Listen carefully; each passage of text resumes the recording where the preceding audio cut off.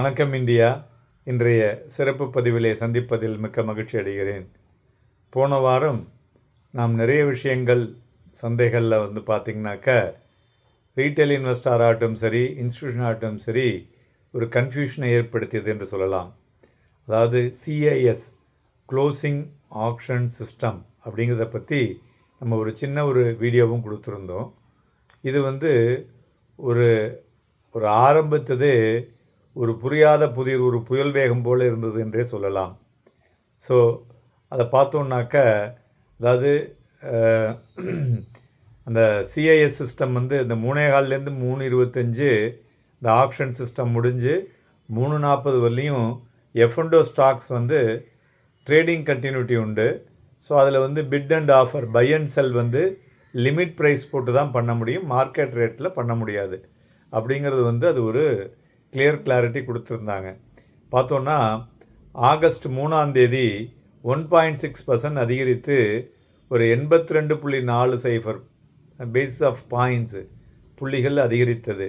அதாவது 3.15 3.40 பார்த்தோன்னா கிட்டத்தட்ட ஒரு 82 புள்ளிகளுக்கு மேலே அதிகரித்திருந்தது.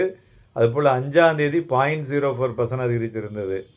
ஸோ 6 பார்த்தோன்னாக்கா 4 அன்னைக்கு 0.64% வீழ்ச்சி அடைந்தது. ஒரு நாள் ஏற்றம், மறுநாள் இறக்கம்.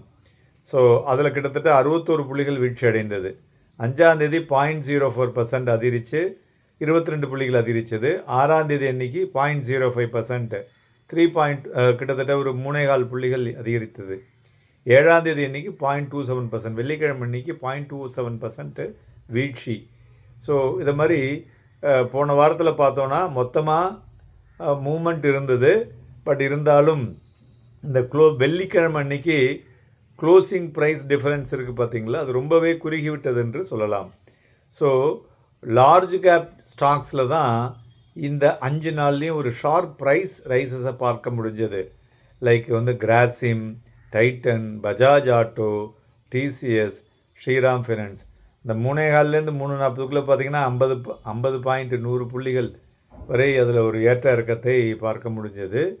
மேலும் இந்த ஆக்ஷன் டிசைடட் க்ளோசிங் ப்ரைஸ் இருக்குது பார்த்தீங்களா, இந்த ப்ரைஸ் டிஸ்கவரி ஆப்ஷன் ட்ரேடர்ஸுக்கு ஒரு அன்சர்டனிட்டி ஃபேஸ் பண்ணிக்கிட்டு இருக்குன்னு சொல்லலாம் கொடுத்தது. அது இப்போ தான் வர வர குறைய ஆரம்பிச்சிருக்கு. என்எஸ்சி என்ன சொல்கிறாங்க, இது வால்யூம் பிக்கப் ஆச்சுனாக்க சரியாயிடும் அப்படிங்கிற விஷயத்தையும் கூறியிருக்கிறார்கள். ஸோ இருந்தாலும் லிக்விடிட்டி பார்த்திங்கன்னா பயங்கரமாக ட்ரைஅப் ஆகிருக்கு. நிஃப்டி ஃபியூச்சர்லாம் வெறும் 20 லட்சம் 25 லட்சத்துக்குள்ளே தான் என்எஸ்சிலே ட்ரேட் ஆகுது. 1 கோடி 1.25 கோடி ட்ரேட் ஆன இடத்துல 25% தான் ட்ரேட் ஆகுது. அதுமாதிரி இதில் பிஎஸ்சியில் பார்த்தோன்னா அங்கே இன்னும் மோசமாக ட்ரேட் ஆகி கொண்டிருக்கிறது. So volumes are completely tried up. So அதை பார்க்க முடிஞ்சது. அதுமாரி நிஃப்டி 24,550க்கு மேலே முடிவடைந்திருக்கிறது. மெயின் ரீசன் என்னென்னா, அந்த ஈரான் ஒரு அக்ரிமெண்ட் வித் ஓமன், அந்த ஹார்மஸ் ஸ்ட்ரைட் வழியாக கப்பல்கள் செல்வதற்கு உண்டானது ஒரு பாசிட்டிவ் டு மார்க்கெட்னு சொல்லலாம். அதுபோல் நம்ம உள்நாட்டில் ரிசர்வ் பேங்க் ஆஃப் இந்தியாவினுடைய ஸ்டேட்டஸ்கோ அன்னைக்கு ஆர்பிஐ கவர்னர் கொடுத்த இன்புட்டில் macro economic FY 27 inflation 6.6 from 6.6, 6.7 from 6.6 அப்படின்னு சொல்லியிருக்காரு. ஒரு ரீசலைன்ஸ் ஆஃப் இந்தியன் எக்கானமி, அதுவும் ஒரு பாசிட்டிவ் நியூஸ் டு த மார்க்கெட்னு சொல்லலாம். அதுபோல் செக்டார்ஸும் போன வாரத்தில் ஒரு பாசிட்டிவ் ட்ரேடிங்கில் இருந்தது. எஃப்ஐயும் அரௌண்டு 2,800 கோடிக்கு மேலே வாங்கியிருக்காங்க. அதுமாரி நம்மளுடைய ஃபாரின் எக்ஸ்சேஞ்ச் ரிசர்வும் பெட்டராக ஏறி இருக்குது. ஸோ இதெல்லாம் ஒரு பாசிட்டிவ் நியூஸ். ஓகே சார், வருவாரம் எப்படி இருக்கும் அப்படிங்கிறதுல தான் எல்லாருக்கும் வேண்டிய கேள்வி. ஸோ பாசிட்டிவ் மொமெண்டம் இன் டொமஸ்டிக் மார்க்கெட் பார்த்தோன்னா அது கண்டினியூ ஆகக்கூடிய வாய்ப்புகள் அதிகமாக தெரிகிறது.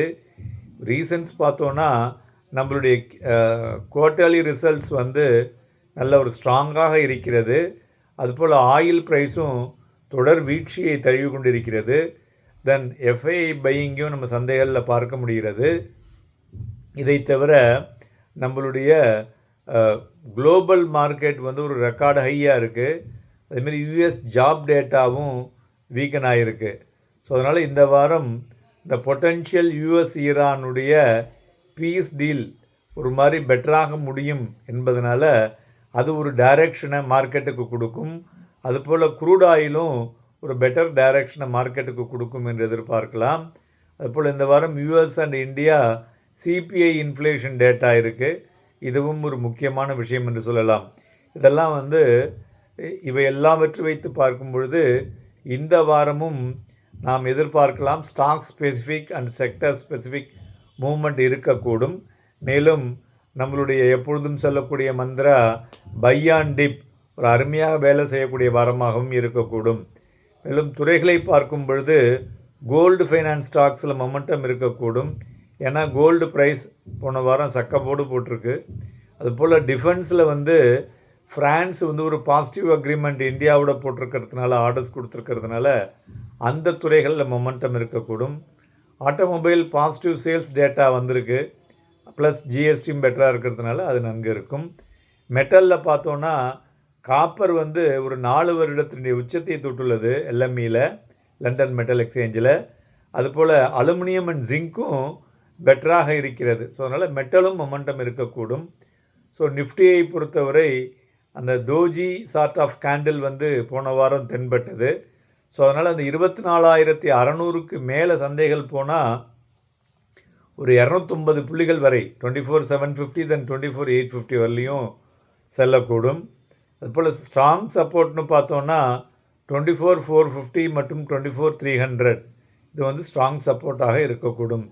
பேங்க் நிஃப்டியை பொறுத்தவரை பார்த்தோன்னா ஒரு ஸ்மால் பேரிஷ் கேண்டில் போன வாரம் தென்பட்டது.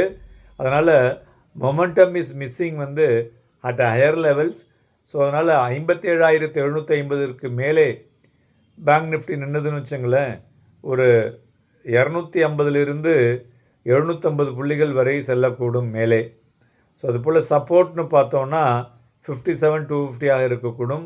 அடுத்த வாரமும் stock specific and sector specific driven மார்க்கெட்டாக இருக்கக்கூடும் என்று எதிர்பார்க்கலாம். ஸோ இந்த சிஐஏ சிஸ்டம் ஒரு மாதிரி அக்கம்ஸ்டட் ஆகிற வரலையும் வால்யூம் இல்லை. வால்யூம் இம்ப்ரூவ் ஆகும் பொழுது தான் மார்க்கெட்டில் ப்ரைஸ் டிஸ்கவரியும் பெட்டராக இருக்கக்கூடும் என்று எதிர்பார்க்கலாம். Happy and profitable week.